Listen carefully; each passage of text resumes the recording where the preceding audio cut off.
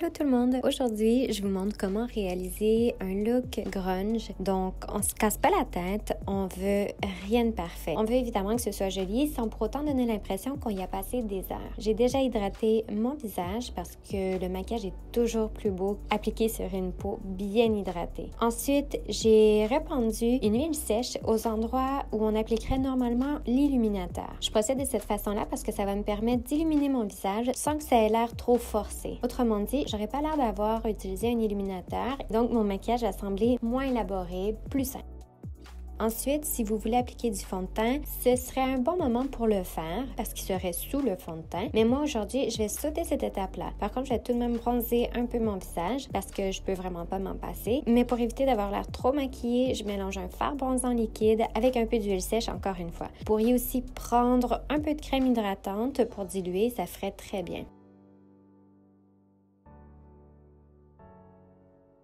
Après, je camoufle légèrement mes cernes avec un correcteur. J'en choisis un pas trop couvrant pour préserver l'aspect naturel. Si vous avez de petites imperfections, vous pouvez les corriger en déposant un peu de correcteur par-dessus. Vous pouvez ensuite attendre un peu et tapoter par-dessus le produit pour l'intégrer à votre peau. Prochaine étape, le blush. Je prends une couleur rouge brûlée pour avoir... Je prends une couleur rouge brûlée.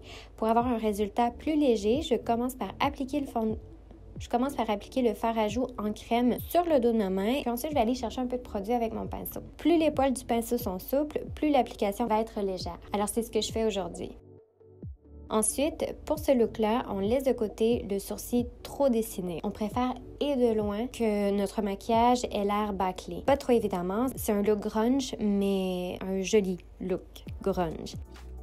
Juste un peu de mascara à sourcils ou encore la technique du savon ferait très bien, mais vous pouvez aussi faire comme moi j'ai fait et simplement combiner crayon pour les sourcils aux endroits moins fournis et un coup de mascara pour les sourcils pour les aider à tenir en place. Vous pouvez appliquer un peu de poudre fixatrice de maquillage là où vous avez appliqué le correcteur, ça va l'aider à faire tenir et aux endroits où votre peau tend à devenir plus grasse durant la journée. Mais pour un meilleur résultat, quelque chose de plus beau, vaut mieux en appliquer le moins possible. Allez-y légèrement.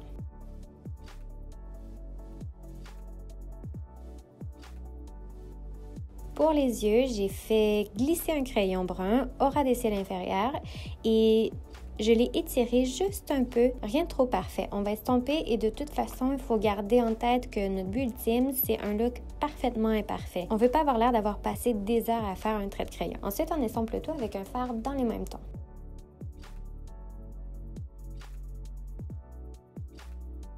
Pour les paupières mobiles, j'ai appliqué un fard de couleur bronze doré avec mes doigts. De cette façon-là, le fard semblait plus pigmenté, donc c'est souvent le cas quand on l'applique avec nos doigts. Après, j'ai estompé rapidement un fard brun beige juste au-dessus, donc au-dessus du creux de la paupière mobile. Ça donne tout de suite plus de définition.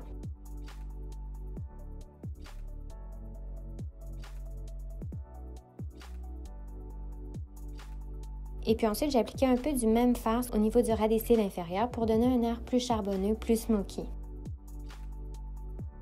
Pour le mascara, j'en ai choisi un résistant à l'eau parce qu'à la toute fin, on va donner un effet gloss sur nos paupières. Et puis même si on va placer le gloss assez loin de la racine des cils, ça peut tout de même faire bouger un peu le mascara. Alors, autant que possible, on prend des produits qui sont un peu plus résistants à l'eau, surtout le mascara. Pour les lèvres, j'ai commencé par appliquer un rouge à lèvres assez pâle parce que j'avais envie de faire un ombré. Et puis ensuite, j'ai appliqué au centre des lèvres une couleur orange brûlé. Vous pourriez très bien utiliser tout simplement un nude et ça serait très joli.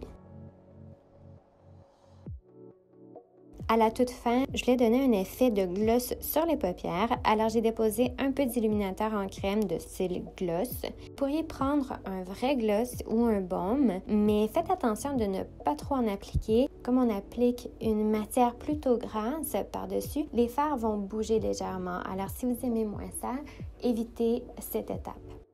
Et voilà, c'est tout. J'espère que vous avez aimé et puis merci d'avoir regardé. À bientôt!